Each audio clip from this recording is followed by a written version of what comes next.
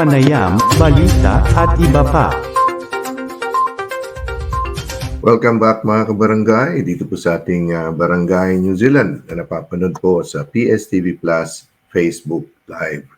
At magandang gabi po sa inyong lahat. Ako po inyong kaibigan sa Impapawilan inyong Direk Rene. Kumusta na po kayo? Ako medyo okay. Hindi lang medyo okay ako kasi school holidays eh. So third day ng school holidays, wala akong ginawa kundi kumain, matulog, magbasa, magsulat. At mag-edit pala.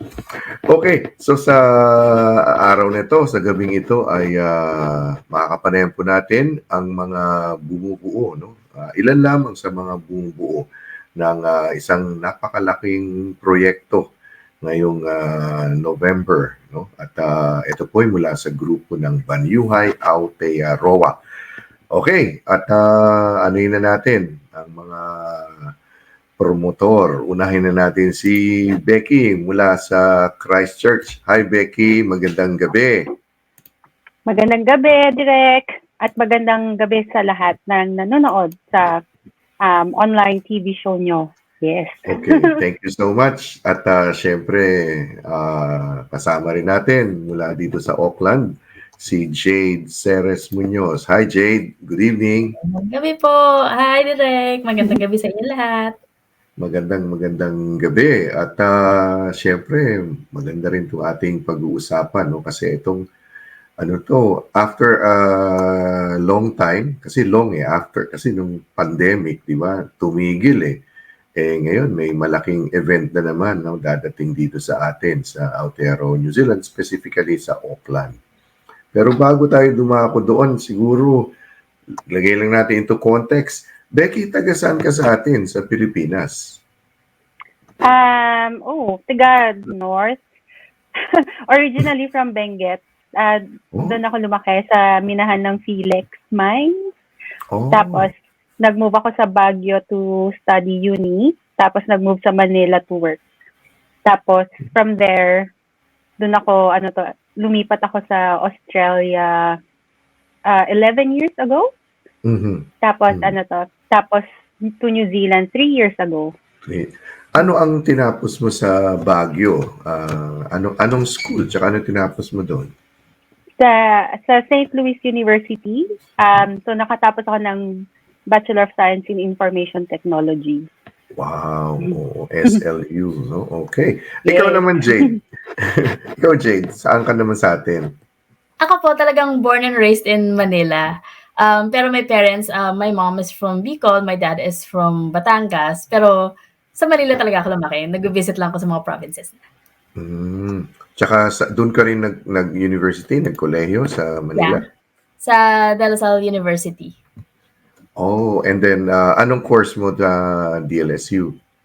I was studying education and literature, pero towards the end, naisip ko, ayoko mag-double degree kasi hirap. So, nag-literature na lang ako. Yung ba yung LIACOM? Yung ba yun? No? Yung double degree? Yeah. Nung nag-start ako. Ayun. At so gusto ko lang kasi para yung ating mga tagapakinig, syempre may roots tayo, no? Kung saan tayo sa Pilipinas. Ako naman taga Zamboanga, Mindanao, born and raised. At punta ng Maynila para mag-aral, magtrabaho, yun na yun. So, ngayon, ang ating pag-uusapan, no, itong napakalaking event ng Banyuhay Aotearoa. So, Becky, ikaw na muna mag-umpisa. Ano ba itong event natin na ito? Oo. Super laki niya for us. Kasi second year pa lang ng Banyuhay Aotearoa. Pero we were very, very, very lucky na nilapitan kami ng TFC earlier this year para mag-propose ng partnership and collaboration to put on this community event in November sa Auckland, sa Barfoot and Thompson Stadium. So, yung original concept niya is Barangay Day. So, parang yung mga normal na Barangay Day dun sa sa Pilipinas. Yung yung magkukumpol-kumpol sa isang town hall or sa isang lugar. Tapos nandun na lahat ng mga serbisyo na pwedeng i-provide ng barangay. Meron na rin mga pagkain doon at mga tinda-tinda sa tabi. Tapos meron din konting katuwaan, like may kantahan, may sayawan. So parang yun yung original concept niya. Pero actually, sobrang simple lang nung iniisip namin dati. Tapos nilapitan kami ng TFC nung nalaman nila na meron kaming planong ganong activity for this year. And pinopose nila na makipag-partner sila with us, which parang sobrang big break for our very small charity. So so andun pa rin yung original Barangay Day concept, pero nadagdagan siya ng Kim Chu appearance. Kim Chu, alright. So siya yung ating special guest. So magpo-perform siya sa TFC Happy Hour. So pero yung program natin magsisimula ng 10 a.m. tapos towards the end dun lalabas si Kim Chu. So yun. Tapos since lumaki siya, naisip din namin na parang maganda ring lagyan ng Filipino market component yung event kasi syempre pagkain darating ang mga tao dahil sa pagkain. So kaya kami lumapit kay Jade, kay Batang Pinoy NZ para sila yung mag-manage ng marketplace na component or element nung event. Ayun. So ikaw naman, Jade. So ikaw ang hindi naman palengke queen kundi Filipino market queen. Ayan. Pero maganda rin yung palengke queen, di ba? Yung Hindi kasi So, it's funny. Ako sa palengke actually kasi yung nanay ko, yung buong family nila, sa daan ng market, ang dami nilang doon, ang dami nilang mga post. So talagang sanay na sanay kami sa palengke. Tapos yung asawa ko naman si Manny, Tarlac Market naman ang nila. Doon siya lumaki. Kaya palengke queen, I'll be proud of that. ano yun sa mami mo? Sangandaan? Yung sa Sangandaan? Santa Ana Market. Santa Ana. May wet market pa sila before doon. Tapos ang dami nilang mga doon, mga stall. Mga bigasan. Ayun. So, carrying the tradition pala si Jade. Kaya lang level up siya yung organizer. New Zealand version. New Zealand version. So, anong meron dito, Jade, dito sa sa event na to? So, from your end, ano yung So, ang po kasi, yung Batang Pinoy events, we started with the different events, tapos we started getting the merchants together. Last year lang tayo nag-start. And then, about 2 months ago, finormalize na namin, we talked to all the merchants that we work with. There's about 25, 30 of them. To put together Filipino market talaga and then rotate it around Auckland. So, tama-tama naman, nung nagkausap kami ni Banyuhay Aotearoa, we decided na lagyan ng Filipino market din yung Barangay Day event natin. So, all the merchants that we have, ang daming food merchants, tapos mga non-food din na Filipino products that they import here in New Zealand, they're gonna be joining us for the event. Ayun. Talagang pala to, yung yung sa mga barangay hall, nakikita ko yan sa atin, di ba? No? Pero ito, saan pala ang venue nito? Sa Barfoot and Thompson Stadium sa may Mission Bay. Hindi ko ma-pronounce yung tamang Sorry. I'm so sorry for that. Hindi, yun sa Kohimarama, sa may Kohimarama. Ayun, Kohimarama, yun. Sa tabi ng Selwyn College. Selwyn College, that's correct. Oo. So, sa November, palagi ko nakakalimutan 23, Sabado yan, no? So, 10 a.m., open na siya. 10 a.m. Open na siya ng 10 a.m. Tapos may program tayo during the day. So may mga physical performances tayo. Yung mga contestants namin dati nung May, nag-Santa Cruz event kami. Nagpahara na singing contest din kami. So yung mga singers natin na nag-perform doon, inimbitahan ulit namin. So magpo-perform ulit sila. Tapos meron rin kaming naimbitahan na na ibang musical performers din na local. Si Cassie Lopez. Nag-perform din siya sa Philippine Festival sa Wellington dati, nung June. Okay. Doon namin siya naimbitahan. Doon namin siya na-discover at naimbitahan. So taga-Wellington siya? Taga-Wellington ba siya? No, tiga Auckland siya. Pero Auckland, okay. Naimbitahan siya sa Wellington. And then meron din tayong banda na magpo-perform, yung Letson Gang, yung yung isang singer doon at yung isang vlogger sa Locavor Eats, yung brother-sister duo. Mm. So, naimbitahan din natin sila. Tapos meron din tayong isang local dance group na magpo-perform. Tapos after that, Wow. yung PSC na yung magra-run ng show for the rest of the afternoon. Tsaka yung bukod sa pagkain, Jade and Becky, you mentioned already yung ibang serbisyo. Parang may JP ba? Yung parang I understand may mag-ano sa JP? Yes. Or, oo. Yes. Meron kami na imbitahan na na justice of peace para yung mga tao. Yun nga, yung concept, yung original concept ng Barangay Day. Ando na yung gagawin natin siyang one-stop shop para sa mga tao. Para para yung mga, kasi karamihan sa atin, may work tayo during the weekday. So, yun, Sabado yun. So, usually libre naman yung mga tao. So, i-consolidate natin lahat yung mga service providers sa isang place para para ma-avail nila yung mga servisyo nila sa may JP, meron ding NBI na NBI service provider na nagpo-process ng mga NBI clearances. So pwede nila mag-book ng ng appointment.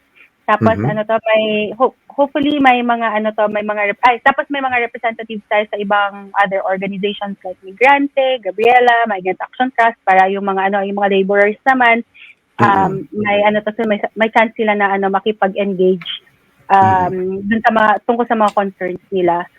Tapos inimbitahan din natin yung police, yung fire emergency, pati NEMA para para yung mga tanong ng mga tao around safety and safety precautions and kung ano yung gagawin nila if may mga emergency na mangyari, andun din yung mga representative ng mga groups na yon. Yung mga sa food naman na Jade, ano yung range ng mga pagkain na makikita natin diyan? Nako, lahat po ng gusto nyong pagkain sa Pilipinas, nandyan halos lahat. So, meron tayong mga vegan food, so hindi lang tayo all meat. Pero syempre, nandyan yung mga naglilitsyon natin, litsong manok, mga nagba-barbecue, meron tayong mga dessert provider yung gumagawa ng mga cake, mga may ubi ice cream, may halo-halo, may taho. Lahat po ng gusto nyong isiping pagkain, may Ilocos Empanada pa tayong dadating. So, lahat ng mga namimiss natin pagkain nandun. Ay, naku, sarap pala. Jade, excited ako sa dun sa magtataho. Magdadala talaga ako ng malaking mug. Yung first time na sumali siya sa market last month, parang isang oras pa lang ubos na yung taho niya. Tapos 27 liters na taho yung dala niya. Sobrang di ba si si Mr. Taho, di ba? Si Mr. Taho ba yun? Manong Taho. Manong. Tagalog tayo. Pero siya talaga yung lalagyan ng taho na dala. Ang ganda. Oh, wow. Tsaka so the whole package pala yan, merong para sa sa ating mga serbisyo na kailangan, tapos may pagkain. Yung commitment ko pala na Arnis demonstration, mukhang matutuloy na yun, So yes. magde-demo siya ng Arnis, di ba? Yung ating isa sa mga indigenous sports natin. Actually, nung nagmi-meeting nga tayo, ngayon i-reveal ko na, nakasama ako dito sa grupong to. Pinag-uusapan nga namin yung barbero, di ba? Yung parang hindi ko lang makontak yung sa taga Mount Wellington. So kung nanonood ka man sa atin ngayon, ay pwede pa ba? Pwede pa ba humabol yung si ating barbero? Pwede naman direct. May mga logistical na lang tayo na mga preparations na kailangan gawin para ma-make sure na yung mga buhok hindi kakalat. Alam mo yun, yung mga ganung klaseng bagay para para ma-make sure na meron ding konting privacy para dun sa sa mga magpapagupit kasi may mga iba baka ma-self-conscious sila kapag napapanood sila ng lahat ng dumadaan sa kanila. Tapos ito na direct, nakalimutan kong i-highlight din. Meron tayong parang dedicated na corner for kids. Kasi nga family day siya. Family day yung yung main focus ng event. So para ma-make sure na na may mga activities na magki-keep na entertained and busy yung mga chikiting. So meron tayong reading nook, mga i-stock ni the Filipino Children's Library na si Jade ulit. Okay. Pati yung yung mga collection niya ng mga larong Pinoy like Sungka at kung ano pa. Tapos meron tayong naimbitahan na librarian from Botany Library na mag-Filipino story time din. So meron tayong dalawang time slots na pinaplano for Filipino story time. Tapos meron tayong bouncy castle din para para busy yung mga bata. Ang lang natin, ang request lang natin sa parents, huwag nilang iiwan doon yung mga anak nila dahil wala tayong wala tayong babysitting service. Habang Kailangan umiikot mag-mentor nila yung mga kids nila. Baka baka biglang ang dami nating announcements tungkol sa mga nawawalang bata. Pero yun. Oo nga, Tapos kasi for health and safety. Yes, oo. Tapos hopefully may rin tayo, may ma-secure din tayo ng mga face painters. Tapos isa pa, since malapit na yung Christmas, during that time, in cooperation with yung isang malaking project ng pwede ko na bang i-announce yun? Meron din tayong parole making parang booth dun sa sa kids corner para ma-experience din ng mga bata kung paano gumawa ng simpleng parole. Kasi yan, isa sa mga adikain ng ating embahada, ng ating ambassador Ambakira, yung tungkol sa parol na paggunita, no? At so ito ay ang dito, higit sa lahat yan, meron yan, lahat. Entertainment, higit sa lahat, above all, ay libre. Libre po ito. Yes. Libreng-libre, wala pong bayad, no? All of these services, all of this entertainment, siyempre pagkain hindi libre yun, kayo naman. Ang dami na nga libre, tapos pagkain. Pero reasonable, Jed, di ba? Our prices, our merchants are presyong kababayan. $20 lang yung mga yung mga food items natin. Tapos magtatayo ko ng sari-sari store. Special project ko yan. Nakuha ko na lahat ng mga chicheryang kailangan natin, mga plastic balloon, mga sipa, at kung ano-ano pang kailangan natin. Uy, wow, talagang plastic balloon, oh my God. Brings back plastic galing Pilipinas. yung plastic balloon, yung inihipa mo tapos, okay. Talaga, may clown ba? Payaso ba yun? Yun pala, may magic show tayo. Part sa nung kids, kid-specific na entertainment. So, si Kuya Bogart from Peter Fan Entertainment, may dalawang performances din siya during the day. Kuya abangan Bogart, niyo yan. Ang daming pakulo. Tapos meron din tayo mga pinaplanong palaro, isa for the kids, tapos isa for the adults. Tapos meron din tayong pa-raffle. So yung raffle, meron lang kaming hihingiing konting donation at the entrance. Gold coin lang, so either $1 or $2 coin for a raffle ticket para maka-enter kayo. So yun yung pinaprepare din namin. Becky, your organization, no, yung Banyuhay Aotearoa, ginagawa nyo ito is for a specific reason, which is ngayon gusto kong you announce it, no? Mention mo ano ba yung behind this gathering na ginagawa nyo? So isa sa mga pillars na ng Banyuhay Aotearoa is maging kaagapay ng Filipino migrant community dito sa New Zealand. So yun talaga yung main na driver nung Barangay Day is yun nga, yung ma-consolidate lahat ng mga to sa isang place para parang mabawasan ng stress yung mga mga kababayan natin. Tapos under that pillar, yun nga yung making sure na hindi nawawala ng opportunities yung ating mga kababayan habang nandito sila to be able to do the things that they need to do para yung buhay nila dito mapadali or maging mas comfortable. So yun yung main driver niya. It's also about community. It's all about collaborating with other existing organizations and businesses. Kasi nga sobrang liit lang ng Banyuhay Aotearoa. Pag tinatanong kami ng mga yung mga other organizations kung ano ba yung scope namin, nasaan ba yung office namin. Sinasabi namin sa kanila, maliit lang kaming organization. Pero ang key talaga dun sa sa mga lahat ng mga naging events namin is yung collaboration and partnerships na establish namin sa mga existing na organizations and businesses as well. So yun siya. So parang demonstrating yung power of, working together, yung walang, alam mo yun, yung hindi dahil nakikipagkompetensya tayo sa isa't isa, pero dahil Correct. we're all working towards the same goals naman.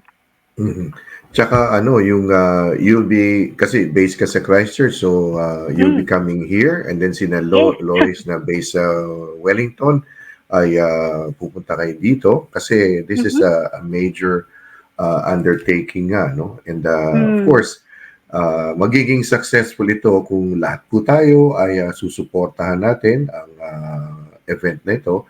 Not because this is parang ito ay isang Filipino event, no? But we're supporting it dahil ito yung natin ito yung pamilya natin, no? Ito yung ating wala naman tayong mga kamag-anak dito, yung iba. So this is our support system natin, di ba?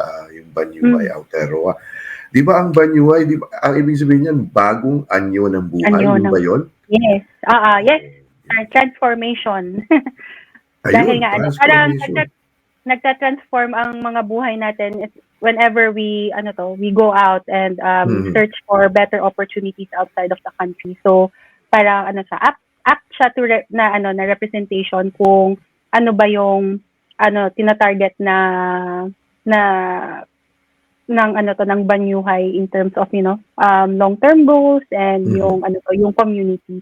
Tapos itong Barangay Day, hindi lang rin siya pang Filipino lang. Kasi, gusto nating ipakita rin dun sa mga communities natin, yung mga Kiwi, tapos yung mga other ethnic communities na kahalubilo natin ng madalas.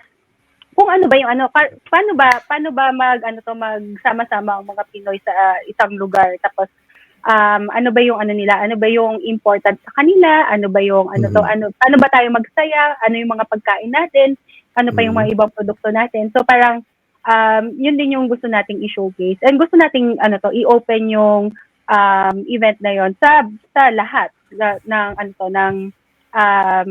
nandun sa area, within the Auckland region at least.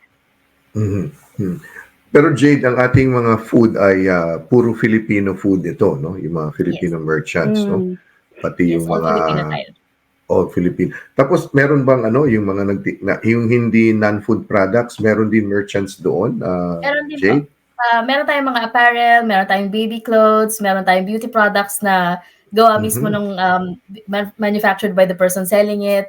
Tsaka some things that were imported from the Philippines talaga. Oh, wow. How about services? Kasama ba dyan yung mga insurance, yung mga kung ano-ano? Meron ba tayo niyan, Becky?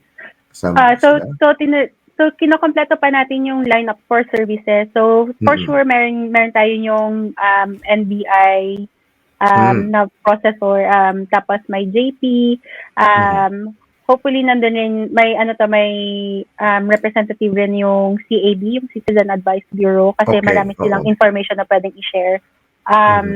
Tapos inimbitahan din natin yung Auckland City Council. So hopefully meron rin silang representative na ma-provide for that day. Tapos yun nga, yung ibang organizations within the community. Ayan, kompleto recados na ito. This has been more than 6 months niluluto nila Becky to tsaka ni Jade, grupo. Naalala ko yung mga winter pa lang pinag-uusapan na, nagmi-meeting na. And so, ito mga kabarangay, atin ito, no? Ang nag-spearhead dito yung Banyuhay Aotearoa, si Jade. Pero ito po ay, it will only be successful kung susuportan po natin. Itong event ay walang rehiyon, walang relihiyon, walang politika po dito. Ito po ay isang malaking pagtitipon-tipon natin dito sa Aotearoa, New Zealand. So, Becky, imbitasyon ulit sa ating mga tagapanood, tagapakinig. So, yes, sa November 23 na, ang Barangay Banyuhay Family Day sa Barfoot and Thompson Stadium. So, mag-open yung doors natin from 10 a.m. Tapos, matatapos yung program natin around 6 p.m. Tapos, abangan ninyo, meron kaming isang special na gimmick para sa mga fans ni Kim. So, may inaayos lang namin yung logistics niya, pero i-announce na namin siya soon sa inyong lahat. Very exciting rin to. So bring your whole family, bring your friends, bring your colleagues, bring your neighbors. Magsama-sama tayong lahat dun sa araw na yon. And if maging successful to, and we're crossing all our fingers and toes na maging successful siya, pwede siyang maging yearly event na na nagta-travel around New Zealand. So nice. Pinaplano na namin ngayon, iniisip na namin ngayon yung next na host city for Barangay Banyuhay Day. Tapos nag-change din yung theme niya, depende sa sa kung ano yung mas patok dun sa city na yon. So abangan nyo rin 'yan. Okay, wow. Very, very exciting. Jade, from your end naman. Iniimbitahan ko po kayo lahat to join us for Barangay Banyuhay Family Day. So the Filipino market is gonna be there. We're gonna have about 25 food merchants and non-food merchants din. Supportahan natin ang mga Filipino-owned businesses. At nandun lahat ng gusto niyong pagkain, from puto to dudaguan, barbecue to inasal, lahat ng isipin yung Filipino food, nandun lahat para sa inyo. Ayun. At good luck sa atin lahat. At syempre, open invitation yan.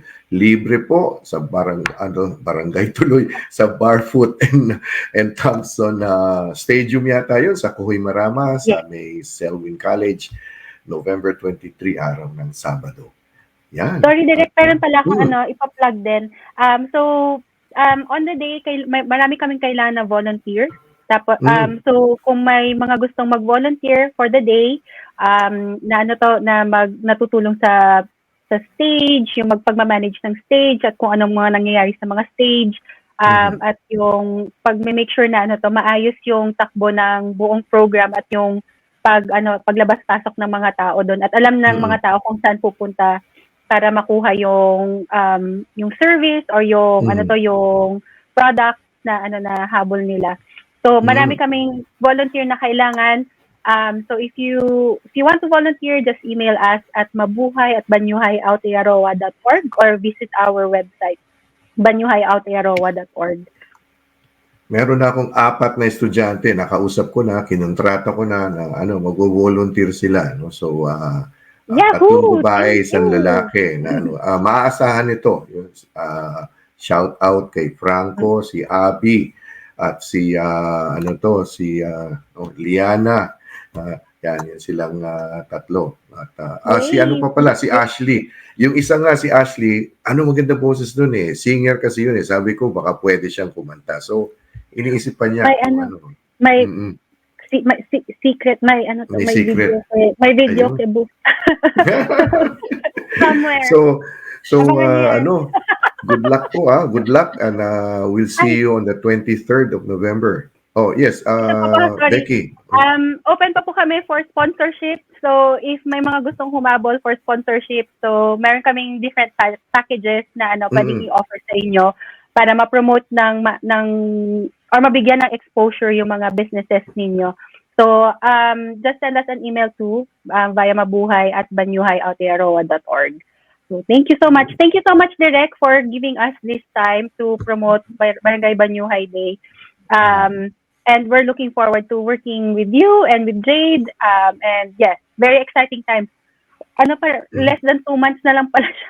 Oo nga. Medyo kinakabahan na ako. Malapit na. Kaya nga nung binanggit ni Becky, gawin na natin ngayon kasi we have to push this, we have to promote, no? So good luck. Sabi nga ni Becky, yun? Fingers crossed. Fingers and Fingers toes. crossed. Toes closed. Pati legs closed para talagang sigurado. Yes. So thank you so much, Becky and Jade, no? Good luck. I'm sure this is going to be a success. Of course, the divine grace will always be with us, and if Sabi nga, kung kabutihan naman ang ginagawa mo, bakit naman papasok ang kadiliman at kasamaan, di ba? Kasi lumaki ako sa farm kaya ganun po, Your Honor. So, Oh my God! marami, Naisingit. naisingit. Maraming salamat at mabuhay po tayong lahat. At maraming salamat pinayagan nyo kami pumasok sa inyong mga tahanan, sa inyong mga puso, sa mga panahon nito. Thank you, take care, and God bless. The Filipino Show, ikwento mo. The Filipino Show, ikwento mo.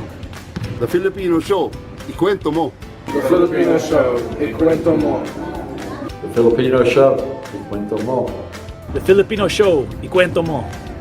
The Filipino Show. Ikwento mo! The Filipino Show. Ikwento mo! The Filipino Show. Ikwento mo. Filipino Show. Ikwento mo! The Filipino Show! Ikwento mo.